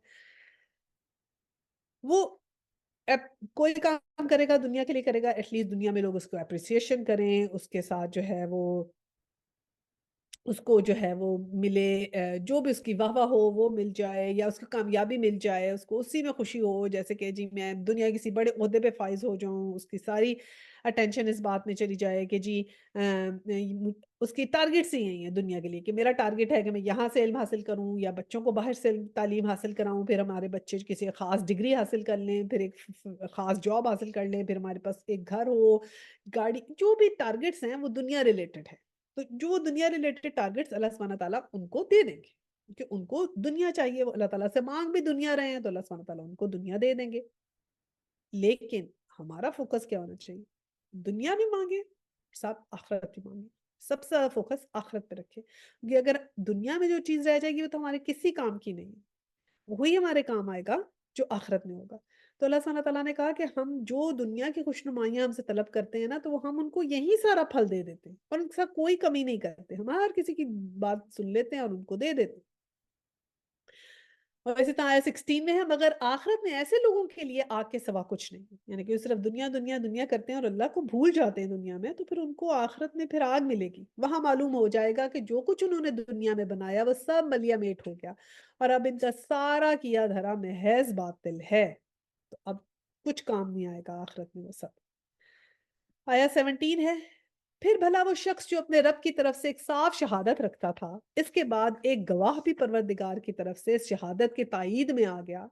اور پہلے موسیٰ علیہ السلام کی کتاب رہنما اور رحمت کے طور پہ آئی ہوئی بھی موجود تھی، تو کیا وہ بھی دنیا پرستوں کی طرح اس سے انکار کر سکتا ہے؟ ایسے لوگ تو اس پر ایمان ہی نہ لائیں گے، اور انسانی گروہوں میں سے جو کوئی اس کا انکار کرے گا تو اس کے لیے جس جگہ کا وعدہ ہے وہ دوزخ ہے، بس اے پیغمبر صلی اللہ علیہ وسلم تم اس چیز کی طرف سے کسی شک میں نہ پڑنا، یہ حق ہے تمہارے رب کی طرف سے، مگر اکثر لوگ نہیں مانتے، اکثر الناس لا یؤمنون، کہ اکثر لوگ ایمان نہیں لاتے۔ اب اس میں جو ہے نا آیا 17 میں دیکھیے ذکر ہے فمن کانا علی بینات من ربہ، اب یہ بینہ جو ہے نا اس کا مطلب یہ ہوتا ہے کہ انسان کی جو فطرت کے اندر جو ہے نا وہ توحید کی بنیاد، اس کو کہتے ہیں بینہ، کہ اللہ سبحانہ تعالیٰ نے کہا کہ اپنے رب کی طرف سے اس کے پاس بینہ ہے، اور پھر آگے کہا ہے وَيَتْلُوهُ شَاهِدًا مِنْهُ، اور پھر اس کے اوپر ایک صاف شہادت بھی ہے، یعنی کہ دو چیزیں ہو گئی، ایک تو بینہ ہو گئی یعنی فطرت ہے جو انسان کے اندر توحید کی بنیاد ہے، اور پھر شہادت، شہادت کیا کس کی آ گئی؟ اللہ کی کتاب کی۔ قرآن پاک سے پہلے کیا تھی کتاب؟ کتاب موسیٰ یعنی تورات تھی، کہ یہ دونوں اللہ سبحانہ تعالیٰ نے پہلے تو تمہارے اندر فطرت میں رکھی توحید، اور پھر اس کی شہادت کے لیے کتاب بھی دی، موسیٰ علیہ السلام کو بھی دی، اور اب قرآن آ گیا ہے، وہ بھی ہے تمہارے پاس کتاب جو تمہارے لیے رہنمائی ہے، تمہارے لیے رحمت کے طور پہ آئی گئی، اور اب ان دونوں باتوں کے بعد تم اگر انکار کرو گے اور وہ، تو پھر کیا ہو جائے، کیا ہوگا کہ پھر جو بھی اس کے بعد انکار کرے گا تو اس کو، اس کے لیے پھر اللہ سبحانہ تعالیٰ نے کہا کہ جس جگہ کا اس کے ساتھ وعدہ ہے نا وہ دوزخ ہے۔ استغفر اللہ، اللہم اجرنی فی النار، دعا بھی کرنی چاہیے کہ اللہ تعالیٰ ہمیں اس سے بچائے، اور کہا کہ پیغمبر کے پاس جو کچھ آیا نا اس میں کسی شک میں نہ پڑنا، اور ہمیں بھی کبھی شک نہیں کرنا چاہیے۔ کئی دفعہ ہم کچھ آیات میں یا کبھی کوئی لوگ کوئی بات ایسے کہہ دیتے ہیں قرآن کی، تو ہم خود بھی اندر سے بڑے نا ہو جاتے ہیں کہ اچھا ہاں ایسے کیوں لکھا، یا ایسا حکم کیوں ہے اسلام کا، یا ایسے کیوں ہے، کہ وہ ہمارے علم کی کمی ہوتی ہے، تو ہمیں چاہیے اپنا علم بڑھائیں، نہ کہ شک کرنے لگیں، اور ہماری یہ اوقات کہ ہم اللہ سبحانہ تعالیٰ کے قرآن میں شک کریں، تو یہ جو ہے نا نفاق کی بہت بڑی نشانی ہے۔ اور اللہ سبحانہ تعالیٰ نے کہہ دیا کہ اکثر لوگ کیسے ہیں، اکثر الناس لا یؤمنون، اکثر تم میں سے ایمان لائیں گے ہی نہیں، اور بہت تھوڑے سے ہیں جو ایمان لائیں گے، تو تھوڑے میں آنا بڑا مشکل ہے، اکثر کے پیچھے تو بھیڑ چال کے پیچھے لگنا تو بہت آسان ہے کہ ساری دنیا جو کر رہی ہے وہی میں کر لوں، تو دیٹس ویری ایزی، بھیڑ چال کے پیچھے لگ جائیں۔ اللہ سبحانہ تعالیٰ کا بھیڑ چال کے پیچھے لگو گے تو پھر کچھ نہیں پاؤ گے، اکثر کے پیچھے نہیں لگنا، صحیح کے پیچھے لگنا ہے، you have to find out what is right, right علم حاصل کریں، خود علم حاصل کریں، دیکھیں قرآن میں کیا لکھا ہے، صحیح سے سمجھیں اور پھر فالو کریں، کیونکہ یہی چیز ہے جو ہمارے لیے فائدہ مند ہے۔ آیا 18 میں ہے کہ اس شخص سے بڑھ کر ظالم اور کون ہوگا جو اللہ پہ جھوٹ گڑے، ایسے لوگ اپنے رب کے حضور پیش ہوں گے اور گواہ شہادت دیں گے کہ یہ ہیں وہ لوگ جنہوں نے اپنے رب پہ جھوٹ گڑا تھا، سو خدا کی لعنت ہو ظالموں پہ۔ استغفر اللہ، یعنی کہ ان کے اب دو گناہ ہو گئے نا، ایک تو یہ کہ انہوں نے اللہ کے کلام کا انکار کیا، اور دوسرا یہ کہ اللہ پہ جھوٹ بھی گڑا، دو ہو گئے۔ اب اللہ پہ جھوٹ گڑنا کیا ہوتا ہے؟ اللہ پہ جھوٹ گڑنا ایسے ایسے اللہ سبحانہ تعالیٰ کا نام استعمال کر کے اپنے انٹرسٹ میں اس کو یوز کیا، اللہ کے نام سے دھوکہ دیا۔ جیسے لوگوں کو اگر آپ نے کوئی بات کہنی ہے تو اگر آپ اللہ کے نام سے کوئی بات کہتے ہیں تو لوگ آپ پر زیادہ یقین کرتے ہیں، آپ پہ زیادہ اعتبار کرتے ہیں، تو آپ نے اللہ کا نام لے کے ان کو دھوکہ دیا اور اس کو اپنے انٹرسٹ میں یوز کرنا شروع کر دیا، ٹھیک ہے؟ یا کوئی بھی جھوٹ بات کے کہہ دیا، غلط بات آپ نے کہہ دی اللہ سبحانہ تعالیٰ کا نام لے کے، تو پھر کیا ہوگا؟ ایسے لوگوں کو پہ اللہ سبحانہ تعالیٰ نے کہا ہے لعنت کی ہے۔ اور دنیا میں لعنت کیا ہوتی ہے؟ دنیا میں اگر انسان کے اوپر لعنت ہو تو کیا ہے؟ اس کو اللہ سبحانہ تعالیٰ ہدایت نہیں دیتے، اور آخرت میں لعنت ہو تو اس کے لیے کیا ہے کہ وہ پھر اس کو اللہ سبحانہ تعالیٰ جنت نہیں دیتے۔ تو اس سے بہت ہمیں جو ہے وہ ڈرنا چاہیے کہ کوئی چیز ہمیں ایسی نہ کرے جس کی ہمیں علم نہیں ہے۔ اور آیا 19 میں کیا کہا گیا کہ ان ظالموں پہ جو خدا کے راستے سے لوگوں کو روکتے ہیں، اس کے راستے کو ٹیڑھا کرنا چاہتے ہیں اور آخرت کا انکار کرتے ہیں، وہ زمین میں اللہ کو بے بس کرنے والے نہ تھے اور نہ اللہ کے مقابلے میں کوئی ان کا حامی تھا، انہیں اب یہ دوہرا عذاب دیا جائے گا اور نہ کسی کی سن ہی سکتے ہیں نہ خود ہی انہیں کچھ سوچتا تھا۔ اب اللہ سبحانہ تعالیٰ نے دوہرا عذاب کہہ دیا، اللہم اجرنی من النار، کہ دوہرا ان کو عذاب کیسے ہوا کہ اللہ سبحانہ تعالیٰ نے دو چیزیں ان کو کہہ دی، کہ ایک تو یہ ہے کہ یہ ان کا نہ یہ سنتے ہیں اور نہ انہیں سوچتا ہے، کہ نہ تو یہ بینہ پہ یقین کرتے ہیں نہ جو ہم نے شاہد دیا اس پہ اس کو مانتے ہیں۔ اب بینہ اور شاہد یہ دونوں چیزوں کی ہم نے قدر کرنی ہے، یعنی کہ ہمارے دل میں جو یہ بینہ ہے نا، یہ جو ہمارے دل میں جڑ ہے اس کو دیکھنا ہے اور عمل کرنا ہے، اور جو بھی ہمارے شاہد جو ہمارے پاس ہے قرآن ہے، اس کی ہم نے قدر کرنی ہے، کیونکہ اگر ہم نہیں کرتے اللہ سبحانہ تعالیٰ دو چیزیں کریں تو عذاب بھی دوہرا ہوگا۔ استغفر اللہ، یعنی ایک عذاب تو آپ سمجھ سکتے ہیں، دوہرا عذاب ہوگا، وہ کتنا مشکل ہے۔ اور کیا؟ کیونکہ وہ نہ کسی کی سن سکتے تھے، نہ خود انہیں کچھ سوچتا تھا کہ اب جو انہیں بات بتائی جا رہی ہے، جیسے اگر ہم آپس میں اب بات کر رہے ہیں قرآن کی، کوئی بھی حکم ہے ہم پڑھتے ہیں سنتے ہیں، میں آپ کو بتاتی ہوں کوئی حکم کہ ایسے کرنا ہے، اب بتا دیا حکم لیکن خود عمل نہ کیا، ایسا ہی ہو گیا نا، سنی انسنی کر دی، خود تو عمل ہی نہ کیا، دوسروں کو دوسروں کو نصیحت، خود میاں فصیحت والی بات ہو گئی، تو پھر کیا ہوتا ہے؟ اللہ سبحانہ تعالیٰ نے اس بات سے ڈرایا ہے کہ پھر دوہرا عذاب ہوگا، استغفر اللہ، اللہ سبحانہ تعالیٰ نے اس چیز سے بچائے۔ اچھا جی، اب آیا نمبر 21 پڑھتے ہیں۔ یہ وہ لوگ ہیں جنہوں نے اپنے آپ کو خود گھاٹے میں ڈالا ہے اور وہ سب کچھ اس سے کھو گیا جو انہوں نے گھڑ رکھا تھا۔ آیا 22 ناگزیر ہے کہ وہی آخرت میں سب سے بڑھ کر گھاٹے میں رہیں گے۔ آیا 23 رہے وہ لوگ جو ایمان لائے اور جنہوں نے نیک عمل کیے اور اپنے رب ہی کے ہو کر رہے، تو یقیناً وہ جنتی لوگ ہیں اور جنت میں ہمیشہ رہیں گے۔ اب یہ کنٹراسٹ آ گیا کہ وہ لوگ ایمان لائے، نمبر 2 نیک عمل کیے، اور نمبر 3 رب ہی کے ہو کے رہے، کہ اللہ سبحانہ تعالیٰ کو بھولنا نہیں ہے، اللہ سبحانہ تعالیٰ کو ہر وقت یاد رکھنا ہے، تو جنتی ہوں گے اور جنت میں ہمیشہ رہیں گے۔ اب آیا 24 ہے، ان دونوں فریقوں کی مثال ایسی ہے جیسے ایک آدمی تو ہو اندھا بہرا اور دوسرا ہو دیکھنے اور سننے والا، کیا یہ دونوں یکساں ہو سکتے ہیں؟ کیا تم اس مثال سے کوئی سبق نہیں لیتے؟ اللہ سبحانہ تعالیٰ نے کہا میں اتنی دفعہ تمہیں بتا رہا ہوں کہ افلا تذکرون، کہ تمہیں کوئی اس سے نہیں سبق لیتے، کہ دو لوگ ہیں، ایک کو ایک بات بتا رہے ہیں تو وہ ایک نہ سن رہا ہے نہ عمل کر رہا ہے، تو اندھا اور بہرا، اور اگر ایسے اب ہم قرآن کی کلاس میں، ہم میں سے جو تو یہ سن کے عمل کر لے گا، اپنی زندگی میں امپلیمنٹ کر لے گا، تو وہ تو ہو جائے گا سننے والے میں اور دیکھنے والے میں، اور جو یہ سن بھی لے گا، قرآن کی کلاس بھی لے لے گا اور پھر بھی اپنی لائف میں کوئی چینج نہیں لائے گا، تو پھر کیا ہوگا؟ وہ اندھا اور بہرا ہو جائے گا۔ جب اس نے کوئی چینج ہی نہیں لایا، جیسے اس کی لائف تھی ویسے کی ویسی ہی رہی، تو قرآن نے اس کو اثر ہی نہ کیا۔ تو ایسے تو دیکھیں نا، میں نے بتایا تھا کہ ابو سفیان بھی قرآن سنا کرتا تھا، اب جو اس کی بھی بات کی تھی کہ وہ بھی کفار بھی آ کے قرآن سنتے تھے، ابو جہل نے بھی قرآن سنا تھا، تو سنتے تھے اور پھر کانوں میں انگلیاں دیتے تھے کہ جب اثر کرتا تھا، اور کہتے تھے یہ تو جادو ہے۔ تو اس طرح یہ ہے کہ ہمیں تو پتہ نہیں اتنا اثر بھی کرتا ہے جیسا وہ تو کہتے تھے نا جادو ہے، ہمیں تو وہ بھی نہیں پتہ لگتا کہ ہمیں اتنا اثر ہمارے دل پہ کرتا ہے۔ تو یہ اس بات سے بہت زیادہ رہیں پریکاشنری کہ جو چیز قرآن میں سے پڑھ رہے ہیں نا، اس کو تھوڑا تھوڑا اپنی لائف میں امپلیمنٹ ضرور کریں، ورنہ یہ اللہ سبحانہ تعالیٰ نے جو یہ مثال دی ہے نا اندھے اور بہرے والی، خدا نہ خواستہ یہ ہم میں سے کسی کے اوپر نہ اپلائی ہو جائے، تو ہم نے تھوڑا تھوڑا کر کے اپنے آپ کو امپروو ضرور کرنا ہے، ٹھیک۔ اچھا جی، اب آیا 25 سے آنورڈس جو ہے نا، یہ دونوں رکوع میں حضرت نوح علیہ السلام کا جو ہے نا اس کے اندر قصہ آتا ہے، تو ہم پڑھتے ہیں، بڑا خوبصورتی سے اللہ سبحانہ تعالیٰ نے اس میں ایکسپلین کیا ہے، ہم پڑھ لیتے ہیں اور ساتھ ساتھ پھر ہم اس کو تھوڑا سا ایکسپلین کرتے جائیں گے۔ آئے 25، اور ایسے ہی حالات تھے جب ہم نے نوح علیہ السلام کو اس کی قوم کی طرف بھیجا تھا، اس نے کہا میں تم لوگوں کو صاف صاف خبردار کرتا ہوں 26 کہ اللہ کے سوا کسی کی بندگی نہ کرو، ورنہ مجھے اندیشہ ہے کہ تم پر ایک روز دردناک عذاب آئے گا۔ 27 جواب میں اس قوم کے سردار جنہوں نے اس کی بات ماننے سے انکار کیا تھا بولے، ہماری نظر میں تو تم اس کے سوا کچھ نہیں ہو کہ بس ایک انسان ہو، اور ہم دیکھ رہے ہیں کہ ہماری قوم میں سے بس ان لوگوں نے جو ہمارے ہاں اراذل تھے بے سوچے سمجھے تمہاری پیروی اختیار کر لی ہے، اور ہم کوئی چیز بھی ایسی نہیں پاتے جس میں تم لوگ ہم سے کچھ بڑے ہوئے ہو، بلکہ ہم تو تمہیں جھوٹا سمجھتے ہیں۔ اچھا، اب اس میں کیا بات ہوئی؟ ابھی حضرت نوح علیہ السلام کو جو ہے اللہ سبحانہ تعالیٰ نے کہا کہ ہم نے صاف صاف الرٹ کر کے ان لوگوں کی طرف ساری بات بتانے کے لیے بھیج دیا، ٹھیک ہے، اور انہوں نے صاف صاف کہہ دیا کہ اگر اللہ کے سوا کسی اور کی عبادت کرو گے تو پھر تمہیں عذاب آئے گا۔ تو ان لوگوں نے کیا کہا؟ وہ جو قوم کے سردار تھے، لیکن میں نے پہلے بھی ذکر کیا تھا کہ اکثر سرداروں کے قصے آتے ہیں کہ سردار انکار کرتے تھے نبیوں کا۔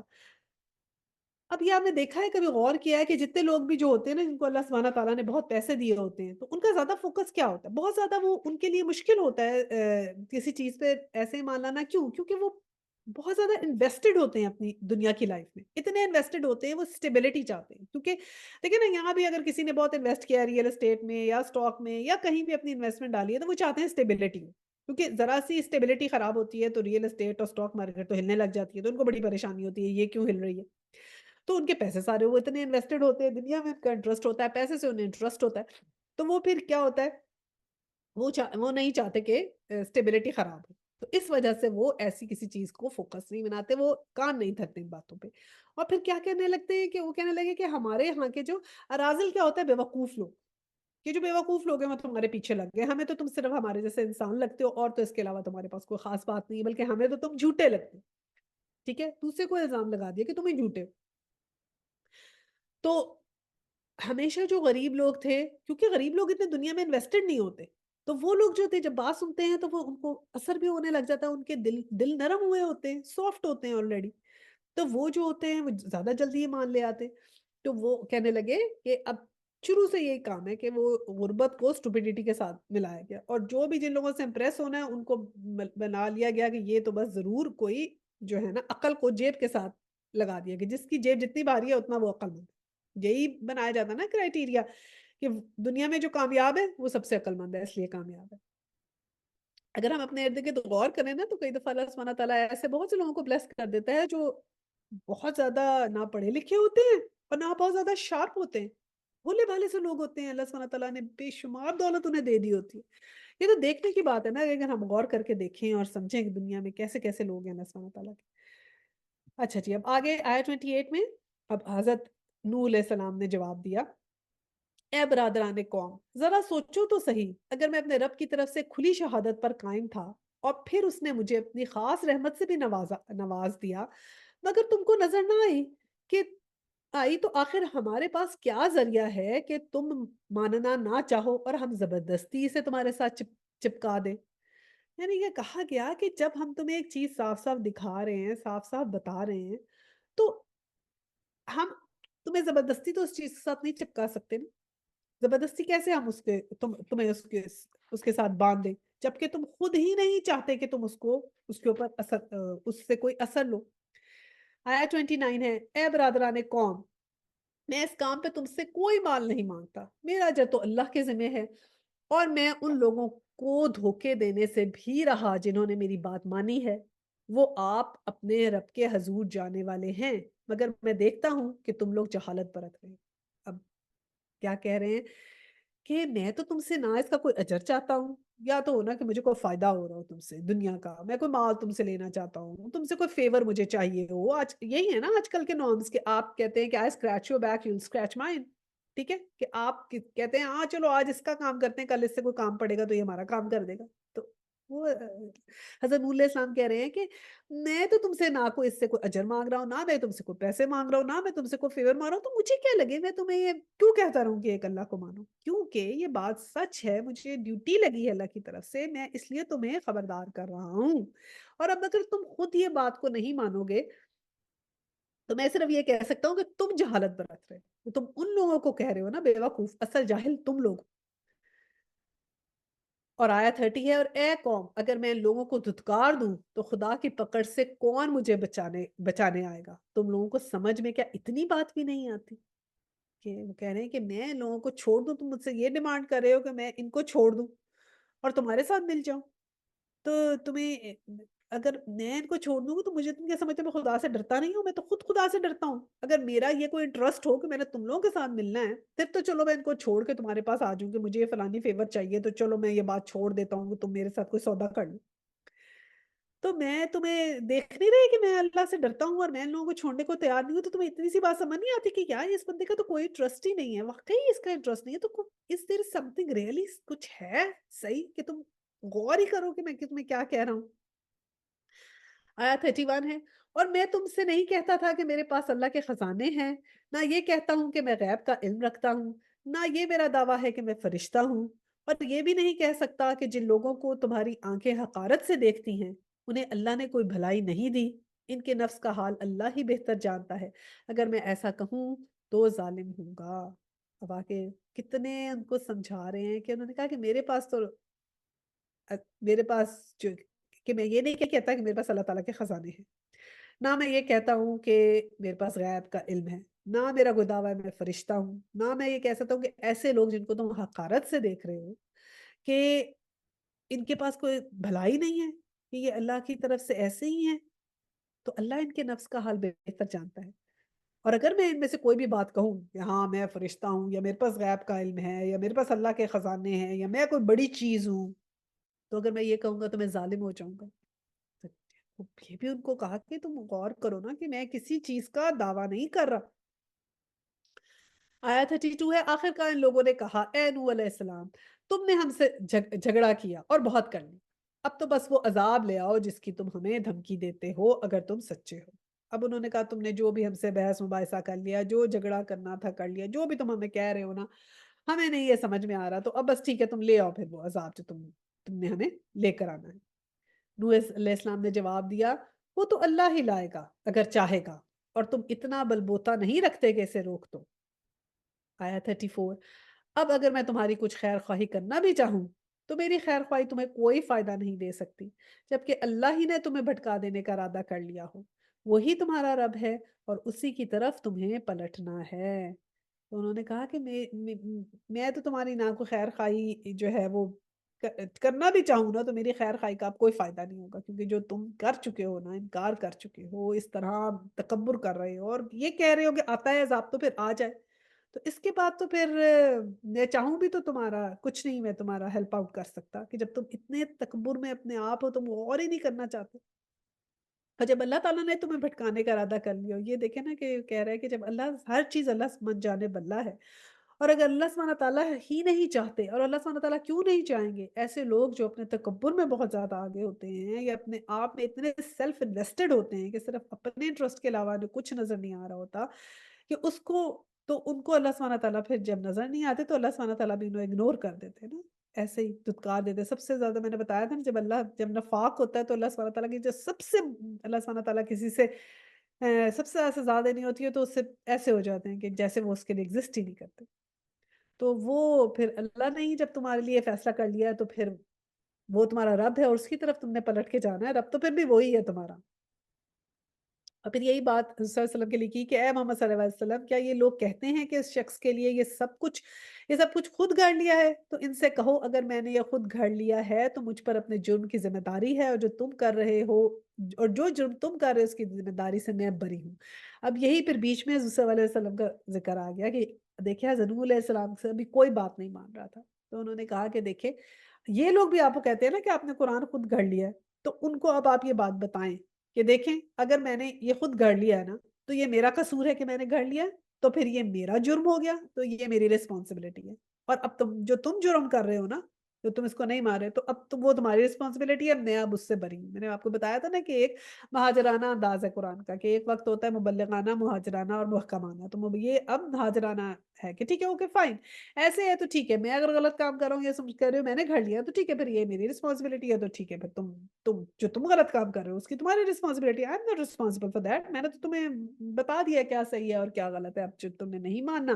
تو دیٹس اپ ٹو یو۔ چلیں پھر دعا کرتے ہیں۔ وآخر الدعوانا ان الحمد للہ رب العالمین، سبحانک اللہم و بحمدک، نشہد ان لا الہ الا انت، استغفرک و اتوب الیہ۔ السلام علیکم ورحمۃ اللہ وبرکاتہ۔